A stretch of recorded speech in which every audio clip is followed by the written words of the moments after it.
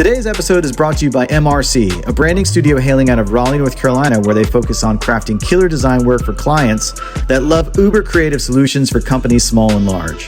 You can find and connect with them online at mrcraleigh.com. That's MRCRALEIGH, and at MRC Raleigh on Instagram. The good news is, if you find yourself reaching out, you'll most likely get to chat with yours truly. That's right, it's My Little Branding Co., and we're here to make your brand or idea look amazing. So let's connect. Today's episode is also sponsored by Bernie Wild's Adventure Sauce.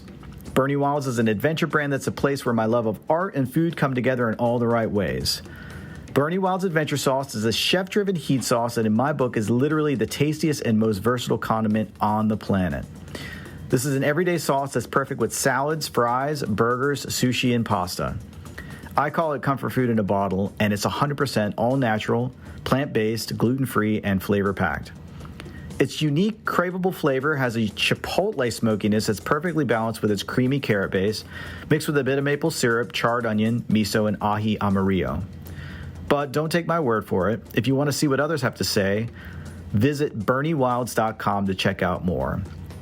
And speaking of, we also sell Bernie Wild's comic books and comic panels created and signed by me, not to mention super dope stickers, shirts, and more. I'm giving each and every one of our Pencil Pushers listeners 20% off for their first online order to show my love for all you supporters of the podcast. So just go to berniewilds.com, place your order, and enter the code PENCIL. That's BURNYWILDS.com. That's it, folks. It's that easy. And now, without further ado, on to the show. Recorded at the Kitchen Studios. This is the Pencil Pushers Podcast. All right, we are here, Pencil Pushers. I am so happy to have you all here listening in with us.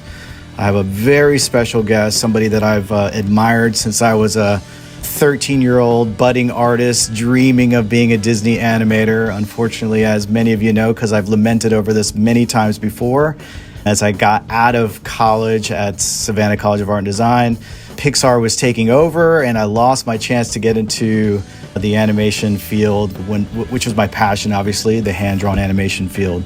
But I'm very, very excited to have my next guest, Andreas Deja. Andreas is a highly celebrated traditional hand-drawn animator, spending most of the first half of his career working at Walt Disney Studios, largely as a supervising animator for iconic characters we all know and love, such as Roger Rabbit, Mickey Mouse, Tigger, Lilo, Scar, Jafar, Hercules, the list goes on and on. He's also been awarded the status of a Disney legend, which is basically the equivalent of being knighted by Walt Disney himself. He's written books on Disney films and legendary animators, has won the Winsor McCay Lifetime Achievement Awards. He has a popular blog on art and animation called Deja Vu. And finally, after me personally waiting years to view it, has recently released his first solo film called Mushka, which we'll be talking about today. Andreas, it's an absolute pleasure and highlight to welcome you to the Pencil Pushers Podcast. How are you? I'm doing great, and the pleasure is all mine. Thank you so much for having me. Absolutely. So I'm very excited to talk about your new film, Mushka. But as we are a podcast that celebrates many different industries in the hand-drawn arts, we have people doing lettering art, graphic art, comic art, etc. There aren't many that may know who you are as a Disney legend and Disney animator for 30 years. So I'd love to go back first, our first half of the interview, and just talk a little bit about your career, as you've spoken about many, many times before, but if you could bear with me. Let's go back and talk about where things started for you, if you don't mind. You've had sort of a storybook journey into animation, I would say, certainly for somebody like you who reveres the Disney history and what amazing artwork that's been created from there. So take a few moments, if you don't mind, and tell us a little bit, like, what was that first spark for you when it comes to your first memory of animation and realizing that this was something a little bit different and special for you? Well, going all the way back when I was a kid, and I hadn't seen any any Disney feature in movie theaters yet. My parents didn't take me and my sisters to the movies. It just wasn't their thing. But we did have a TV, a clunky old black and white television set, and then once in a while we had a Walt Disney television show. This was in Germany way back, and yeah, it was Walt Disney speaking German, of course. They dubbed his voice, and during those shows, obviously, there were often animated clips from feature films or even short films. And even I think I must have been, let me see, 6 or 7 years old when I was exposed to those kind of visuals on our black and white TV. And there was something in my little child's head that told me, pay attention to this. This is really unique. This is really fascinating. This is something you are really interested in, and really frustrated at the moment because I didn't have more. I didn't even have color. I just had those clips on TV. And so that always stayed with me. And I think it really started then.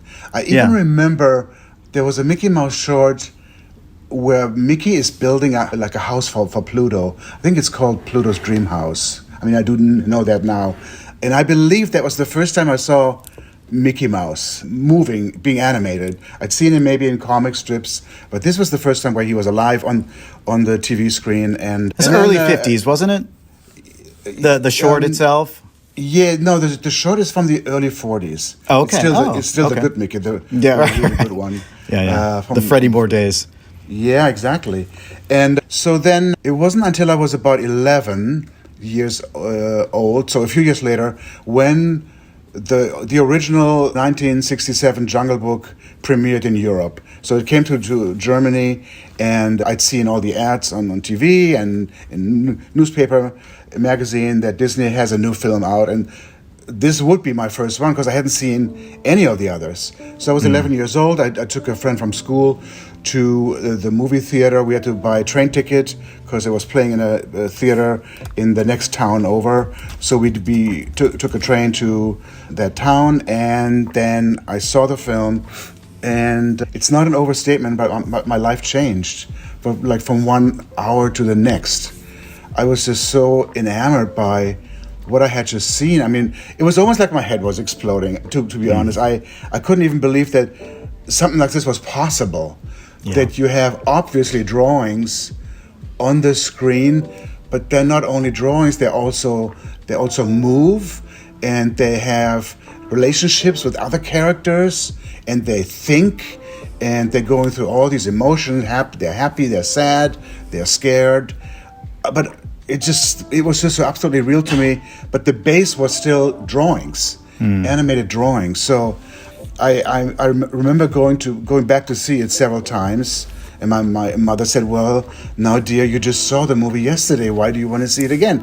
And I couldn't explain it. I just want to relive that experience. So she gave me a bit more money so I could see it again.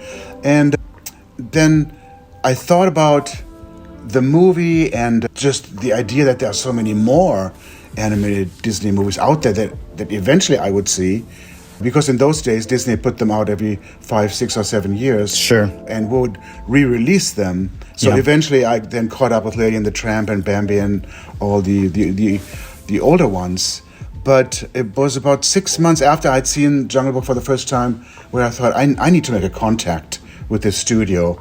Okay, you don't speak English, but but we had English teachers at the school, so I asked an English teacher if he could help me to phrase a few questions that then I would send to Disney Studios Los Angeles. That's all I had. I didn't even have a zip code. So my question was basically, could they tell me what I could do as a kid in Germany at that time, what I could do to prepare myself to work with them sometime in the future, of course. That was my question. Yeah. And wouldn't you know, they wrote back. And I still have that letter.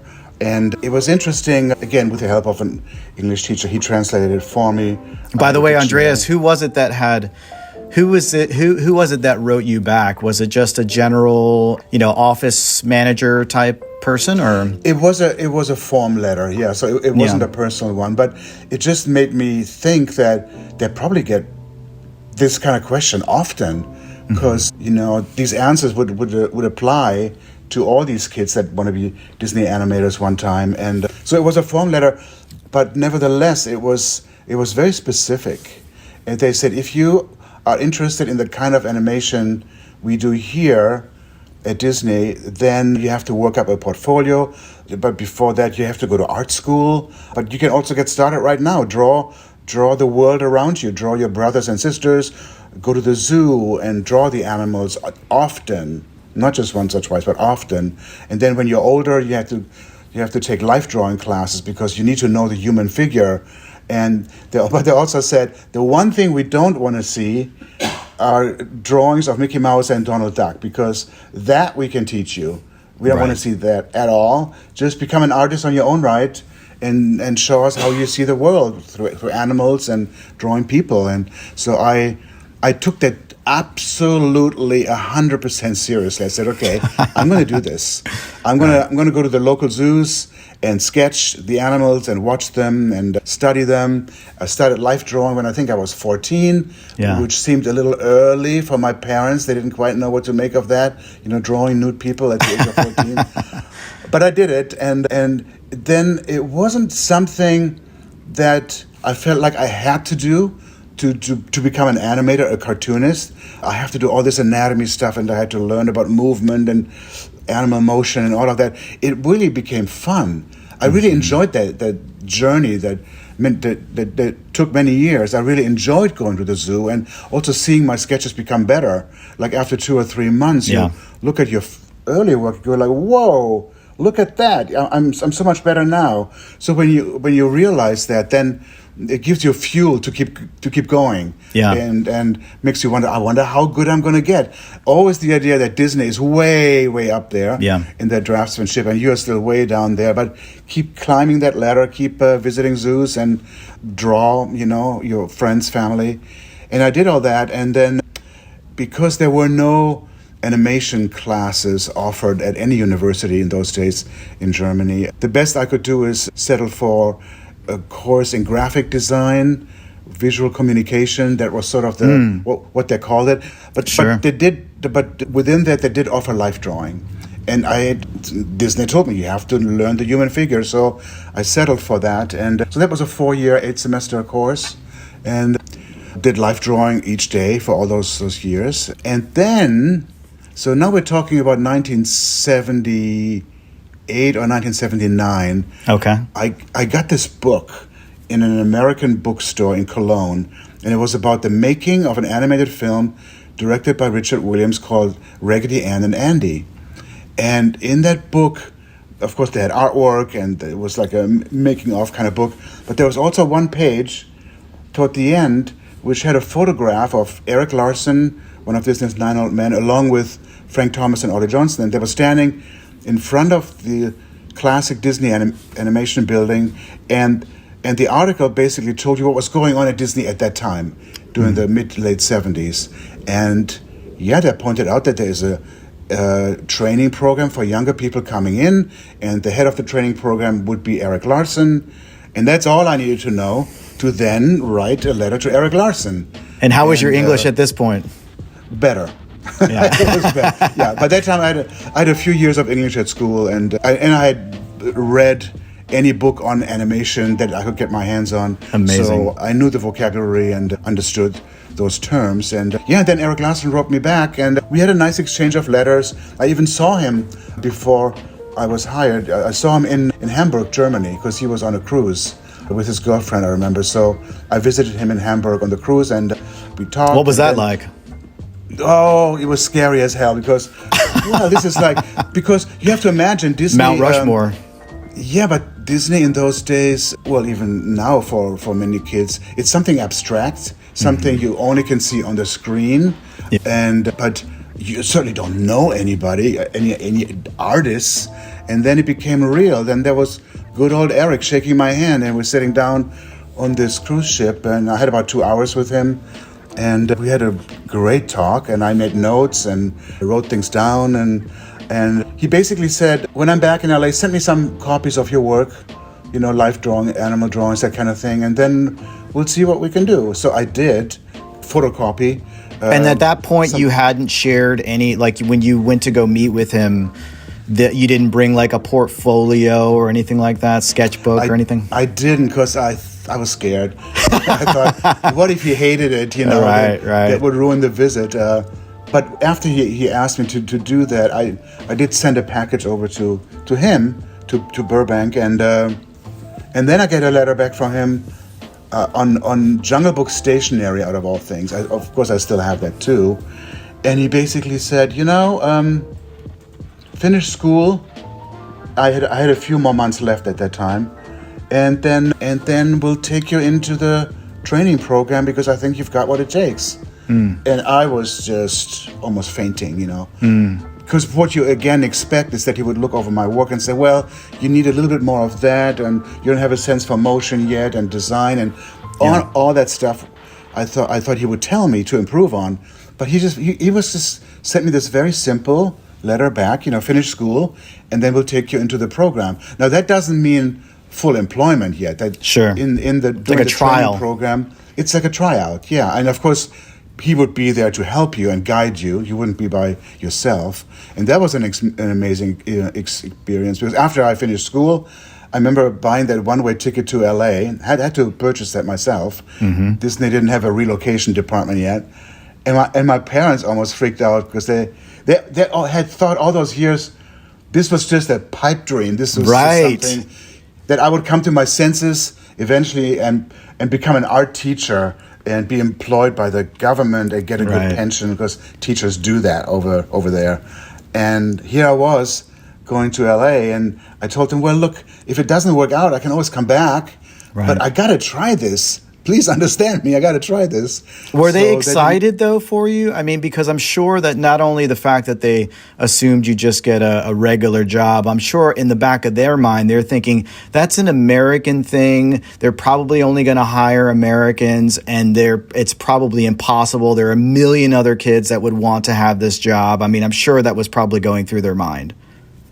Yeah, all of that, and the concern that the whole idea that you would be able to make a living drawing cartoons was the furthest thing from their mind. There would be nothing crazier to them than hearing that, because my parents, brought me and my sister up, of course, after World War II, when we were all born, and just making a living, providing for us, and building a house. Actually, my dad did that, and like real life things. Those were important to him. Cartooning, sure, it was very abstract. But they never also really stopped me. It was, and I came to the conclusion during those years, they're probably right, because my sisters would tell me the same thing, and friends. It's not going to happen. You don't understand, Andreas. It's not going to happen. I thought they're probably right, but you got to try anyways, just in case, because how else would I know? Yeah. So, again, one-way ticket to LA. I get accepted into the training program. Eric helps me with some simple animation scenes. I remember I designed a witch character with a broom, and the broom had an attitude, and she was trying to take off on the broom, but he kept throwing her off, and just something really simple. And was this basically your first real exploration in animation at this point? Like, had you not, sort of just through your passion, just say, let me just get some sheets together and try to get some movement happening? I had done that, actually, even as a late teenager, because I had found out how this is made, how you have paper with holes, and then you need some kind of a metal or a peg bar. So my father actually made like a portable drawing desk for me, which was made out of metal. It wasn't wood, but my father was a metal worker. He worked for a big company that would solder and do parts for ships and things. So he knew metal work, and I'm just thinking, this is silly, but I was always thinking, so this is all wired up, and there's power going in, and voltage and light. What if this metal thing, what if I touch it and I get zapped, Because I thought it should be wood, like in all those photos I'd seen. Right, yeah. But that never happened. I mean, metal was just fine, but that gave me a chance to do tests. You do your walking cycles. you basically give yourself assignments. Yeah. 'Cause you heard about walking cycles you can do, or experimental things, and I even created a little story with some kind of a leprechaun character who turns into a donkey, and like these little things you do just to practice. Yeah. And that's all I had. But the professional level, of course, came with this training period at Disney. And yeah, it was a mix of being really scared, but also being super excited that you were here and give it your best shot and see what happens. And it wasn't for everybody, because there were others who also, at the same time with me, training under Eric. And for example, there were people had a hard time working with other people's ideas. You know, Eric would tell them, well, why don't you do this because it's going to improve? And they would disagree even and say, that's not what I'm trying to do here. So, but the whole idea of teamwork, I learned, critical. Of course, is critical. You know, it's actually beneficial because eventually you learn to make your own work look better with other people's ideas. It's great. I loved it, but it wasn't for everybody. So quite a few jumped ship after the training program, but I stayed on, and it turned into 30 years. I can imagine that somebody like a Tim Burton probably had some challenges because he's got this very unified personal voice to his creativity. I could see that somebody like him would probably have issues with, you know, what the Disney way maybe needed to be, at least at that time, you know.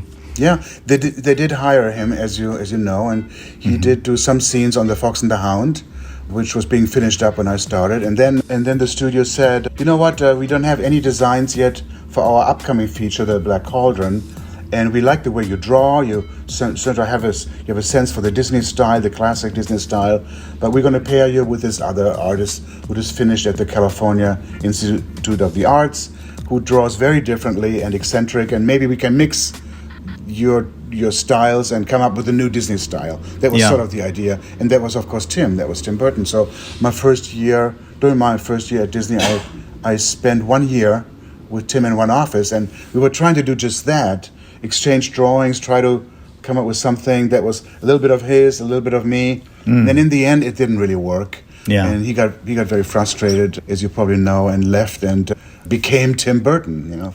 Right. To us, he was just Tim. So let's stretch time a little bit here. You know, obviously, I would imagine that it's, you know, I think you got hired officially sometime maybe in 1980, I believe it was. And, you know, talk about a sense of volatility. I mean, the studio's in flux. Films were not making nearly as much money or having the same sort of success as they were when Walt was around. You know, and being a young artist at Disney, I'm sure that it was tumultuous. You were not probably sure if you were going to have a job the next day.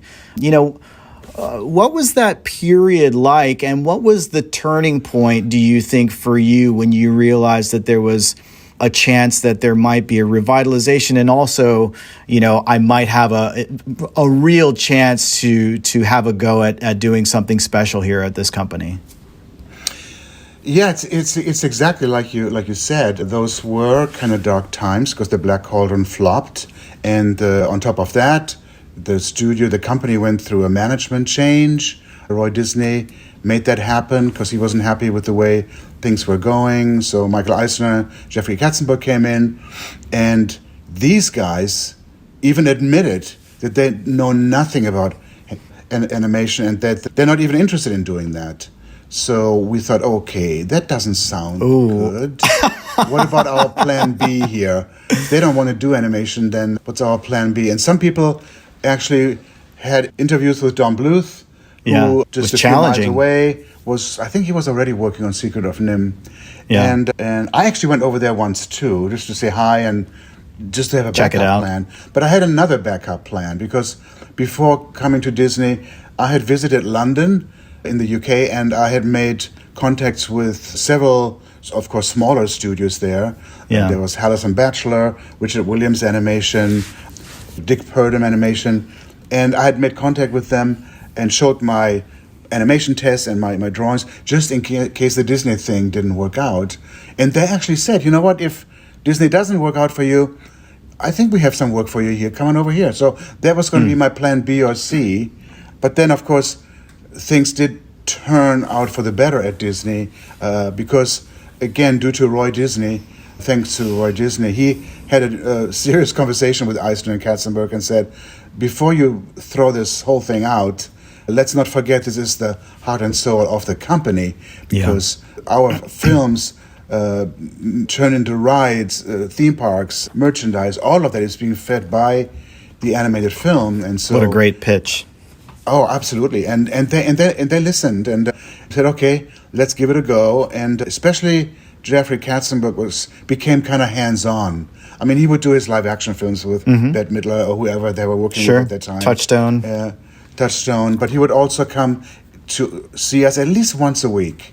And he was a very good editor, because coming over once a week, you were not involved in the daily grind, but you had a fresh eye.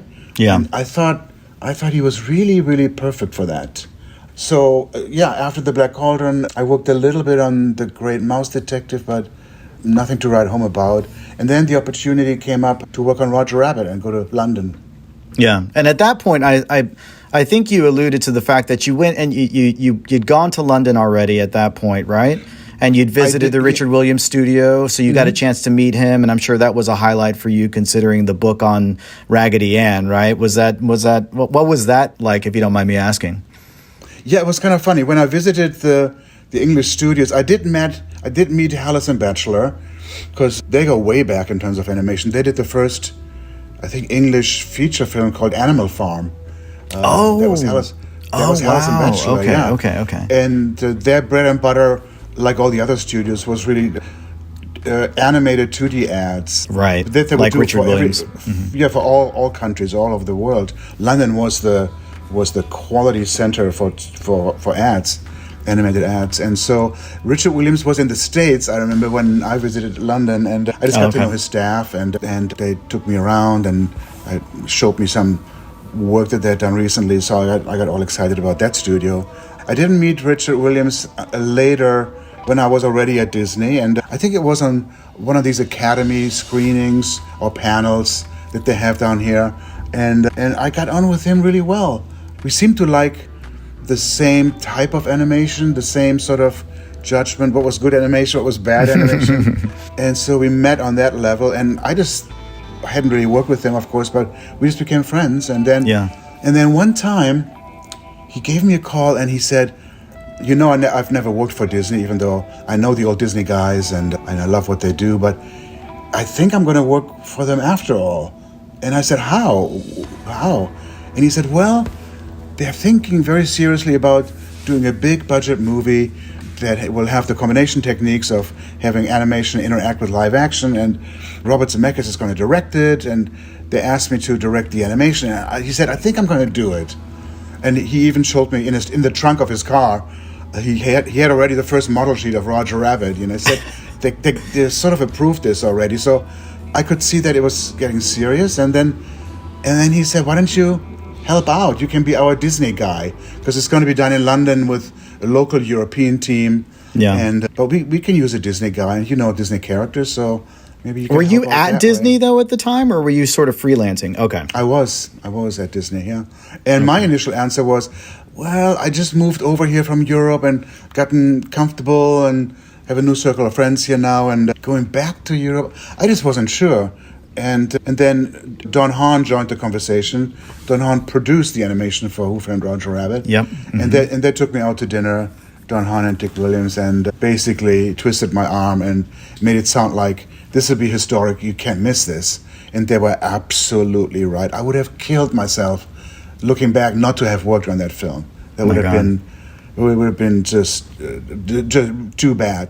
So yeah, I made the move, went to London, and it was an action-packed year because we had a deadline. We only had 1 year to animate all of that footage, and so I didn't get to know London very much because I was kind of always working. But what a film this turned out to be! Such an incredible film. It was totally worth it, you know, all that artwork and even today, how modern it looks in terms of the animation integration with the live action. I mean, it's just incredible. It's still impressive, even when you have all this technology now that could help you. to Yeah. get something like this to the screen. But somebody recently told me, said, go on YouTube, Andreas, and check out these reaction videos by these teenagers to Who Framed Roger Rabbit. You'd be amazed. Oh, I said, yeah. really? So I did that, and there are many who watch the film and then react to it. And to see these teenagers go now, in this time and age, how did they do that? Yeah. It's impossible that it's still that impressive. Yeah. It's just amazing to me. Yeah, it really is. So then, you became, Disney. I think around that time we had Roger Rabbit, which I think came out in '88. Then we had The Rescuers Down Under, which I think is still one of the most underrated Disney films. We had The Little Mermaid, which I think was what really kind of blew everything out of the water. That's when everything just, no pun intended, everything just really kind of came together. And you had this monumental, 10 to 12 year span of just like incredible development for films in the animation vault. Is there something in particular, I want to be very respectful of your time here, but is there something in particular that stands out for you during that time as the biggest highlight for you in terms of learning as an animator, and then also potentially just in terms of you as a creative being involved in the Disney studios at that time? Yeah, I would have to go back to Roger Rabbit though, because that film really taught me how to do classic Hollywood animation from the 30s and 40s. These characters were not hard to draw, but you can really practice animation principles like squash and stretch and all of that in a really broad manner. You can just drive it home, just really learn this stuff and make things look fluid and get rid of the stiffness that you might have had earlier in your work. And so from that point of view, it was just a really good year to do this kind of animation for a whole year. What was the process of, if you could spend a couple minutes, what was the process of learning during that time? I mean, today in 2023, you've got YouTube, you've got Vimeo, you've got TikTok, you got all different types of resources. And clearly when you're at Disney, you've got the Disney Vault, right? Or, the area where you can go back and look at all the drawings and stuff like that. What was your process of discovering all of those 30s and 40s style, and how, walk me through that a little bit, because that must have been incredible. Yeah, but this was the time when VHS had come out. Yeah. So you could get maybe not all films, but quite a few classic Hollywood films, whether it's Tom and Jerry or Warner Brothers Bugs Bunny, on VHS.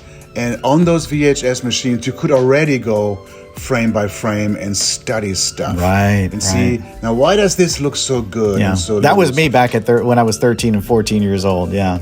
It is so helpful, And I just told this to students the other day, is that this whole frame by frame business, study great work by the old animators frame by frame, as well as the study of live action to see how things really move, a person or an animal. But to study that on film frame by frame, that is a good investment of your time, because you can't help but learn. So yeah, we had those VHS tapes and studied them, and we even had classes where somebody would take us through a scene frame by frame and help us think through it and learn. But then it was really learning on the job, scene after scene. I remember my first scene was the ostrich from Fantasia. Ooh, yeah. So walking up the model steps. Sheets and going upstairs, and then Bob Hoskins would come out of Maroon's office, and the animated character, the ostrich, and Hoskins would exchange a little look. And then, since the ostrich was sort of a starlet, she would give him this little kind of throw her beak up in the air and then walk into the office. So a little attitude thing there. That was my first scene. I'd never done this combination with live action animation. So we were working with photographs. We had boxes of photographs of each frame of that scene. That process alone, for printing out the frames in black and white, on big sheets, that alone cost millions and millions. But you have to have that as reference. That was you had to have it. So you kind of learn on the job, and after you did your first scene, that particular one, and it worked okay, and Dick Williams liked it, and then all the elements were sent, your pencil test and the live action was sent to ILM, and they sandwiched it and made sure that the world is actually one. That one can create a shadow over the other. The live action can create a shadow over the animated character and vice versa. And I remember that scene was the first one actually to come back from ILM because everybody was still working on the maroon cartoon from the opening. Yeah, but this was the first combination scene with the ostrich, and I just remember as if it was yesterday. It came back and I thought, oh my Lord, is the whole movie gonna look like this? That is insane. I bet. And they basically said, yeah, that's the goal. Every scene is going to look like this. Yeah. It just floored me. That must have been magical. I'm hard pressed to think of any other creative who would be able to take on the leadership position than Richard Williams for that film. I mean, because he had such a deep knowledge of filmmaking and animation, I'd be hard-pressed to think of anybody else who could have led that team at that time. Yeah, I don't think so. He also had a sense of perfection. And that's why he was the right guy for the job, because when you combine live action and animation, like let's say Roger Rabbit is holding a live action glass of water, you better be certain that every frame is perfect in terms of drawing that cartoon hand on that glass of water, which of course would move in the live action. If there's a little bit of slippage, on that glass, like Richard Williams would say, you ruin the illusion. We can't be off, not even by one frame. Right. We have to be that careful. So the animation was easy, but to be technically so accurate, that was a challenge. Yeah, for sure. So there's so many other questions I wish I could ask you right now, but I've always wanted to know, before we move into Mushka, I've always wanted to know, you finished your career at Disney after, I believe it was the Winnie the Pooh movie.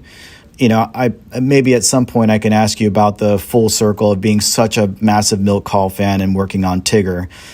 But what was the reason for you actually leaving at that point? Obviously, we started to have that turn in people wanting to see CGI films that was becoming far more dominant.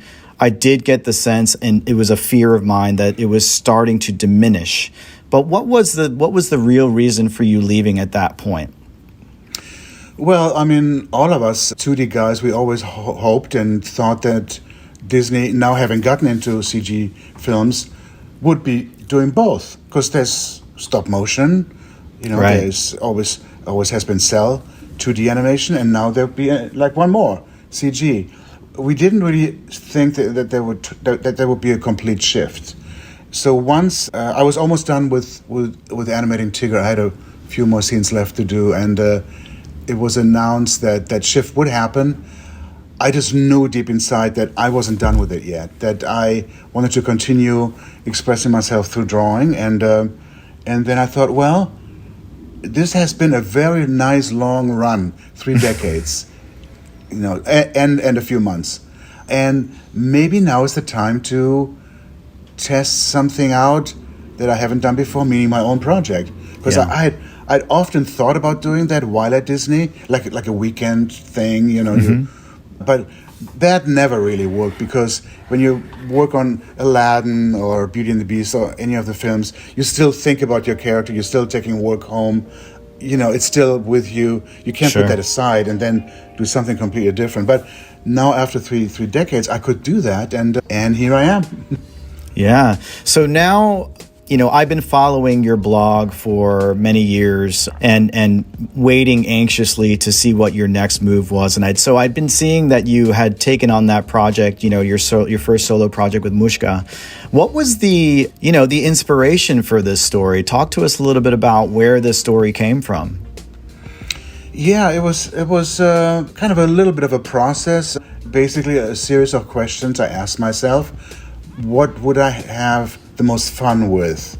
And you ask yourself, well, what do you enjoy drawing most? Animals. I mean, I like drawing people as well, but animals are still a lot of fun to draw. And what is an animal I haven't animated yet, Well, tigers, certainly. I've done a lion, so I had some experience with big cats that I could maybe transfer onto this new character, and because all cats move very much alike. Even, I mean, you can study your house cat and apply that to Very a tiger. similar, yeah. The way cats work, the way the weight shifts from one leg to the other, and the shoulder blades go up, and I mean that applies to any cat, cat.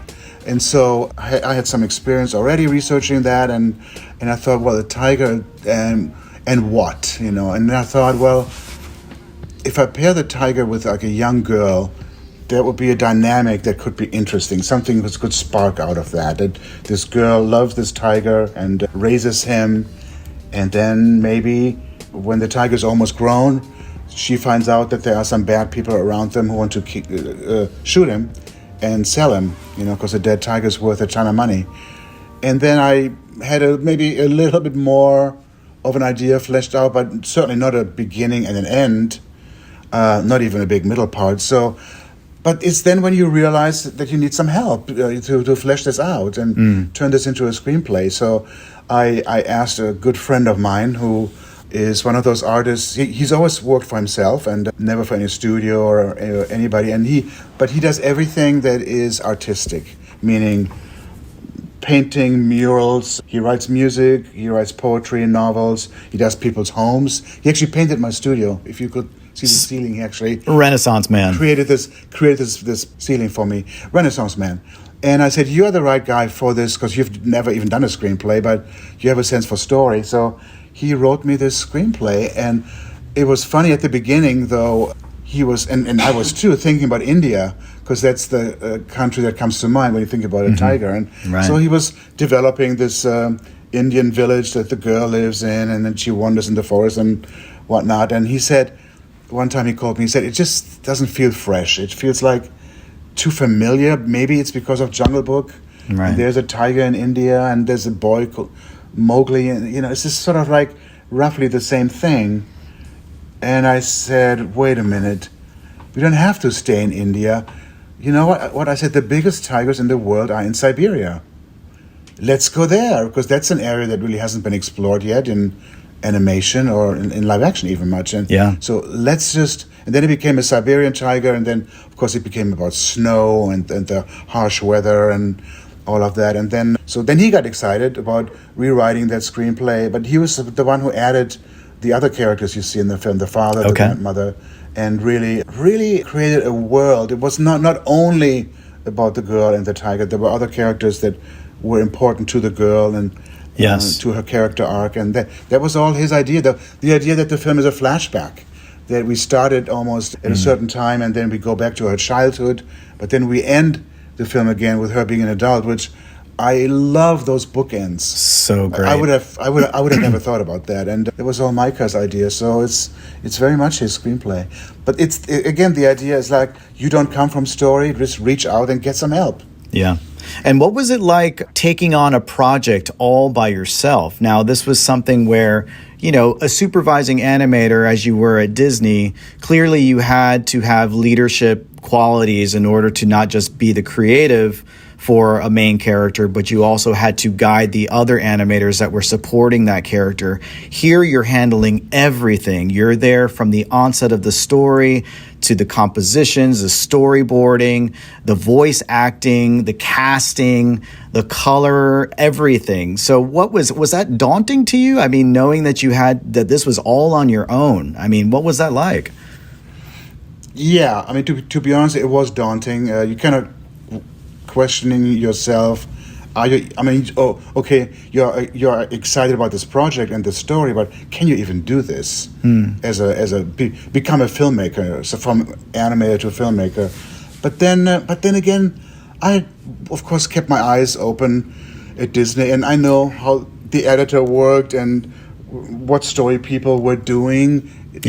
I mean, I hadn't done it, but I had watched them. Sure. I knew about scoring a film, and so I knew all the steps that were involved. I just hadn't been a part of all that. So little by little, you know, starting from storyboarding, designing characters, doing early animation, and then other people coming on, and then finding the really perfect people to help me with painting the backgrounds. I had Natalie Franscioni-Karp. She became available, and she had painted backgrounds for Aladdin, Beauty and the Beast, and a bunch of others. And that was such luck that she became available. Yes. Because all of these freelancers who ended up helping me, they all had their main jobs. So it was a job on the side. Well, sometimes their main job actually stopped. They worked on a feature film. That film came to an end. So there were a few months where they could help me full time. But it was, on the whole, it was a come and go kind of situation. I would get people for a while, then they would go away. But Natalie she really painted like 80% of all the backgrounds herself. They're absolutely beautiful. For one person, and you can see the love she put into it. Yes. It's very much her film too. And talk about a bookend to your personal classic Disney storybook, where you had Richard Sherman, who was the songwriter for all of the songs, I think, in Jungle Book, which inspired you to become a Disney animator. Here you are, full circle to 2023, releasing this film now, where I think he just wrote the one song, the key song and the melody line, right? How did that come together?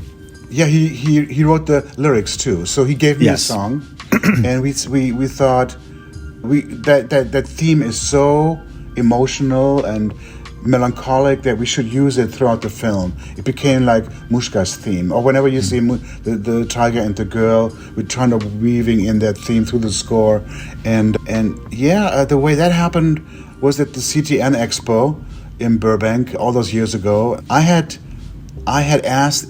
Which is the premier, basically, animation conference, right? Yeah, it is. It really is. And I had asked Richard, who I just known a little bit socially, I said, Richard, I'm being part of this conference. All these kids that come from all over the world, they would love to hear you play, as you do often at Christmas parties or things like that.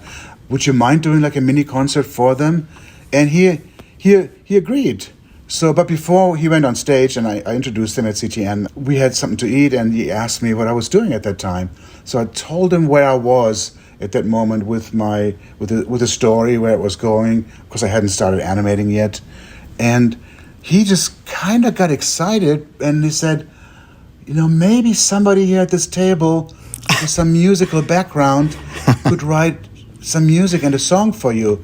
It was that simple, and I just couldn't believe it. I mean, I would never have asked him, because he's Richard Sherman, Academy Award-winning songwriter, who worked with Walt Disney. I mean, but he did want to help me out, and he said, I think I have an idea. And then he came up with this amazing theme that was then used by Fabrizio Mancinelli, who's the composer for the score. He was also gorgeous a friend of Richard's, and then Fabrizio is a big fan of John Williams' big epic scores. And he said, we want to go there. We want to be really emotional with the score. And I mean, I keep telling people, it ended up being sort of a John Williams meets the Sherman Brothers kind of a thing. And I'm just so lucky to have had both, Richard and Fabrizio. So lucky. It's such a gorgeous score. I mean, I was very lucky to have received a screening of it a couple weeks back, and it immediately took me back to my feelings when I was a kid watching like E.T. The music has that kind of spirit to it, that kind of human spirit to it that I just love. It's so gorgeous. So at this point now, what are your hopes for the film? I know you're running the festival circuits. What are your hopes at this point? Well, I would like to sell it eventually. I've been told from insiders in Hollywood it's not a great time right now, because there's so much going on in Hollywood. There's so much going on at Disney, in case I would think about Disney Plus.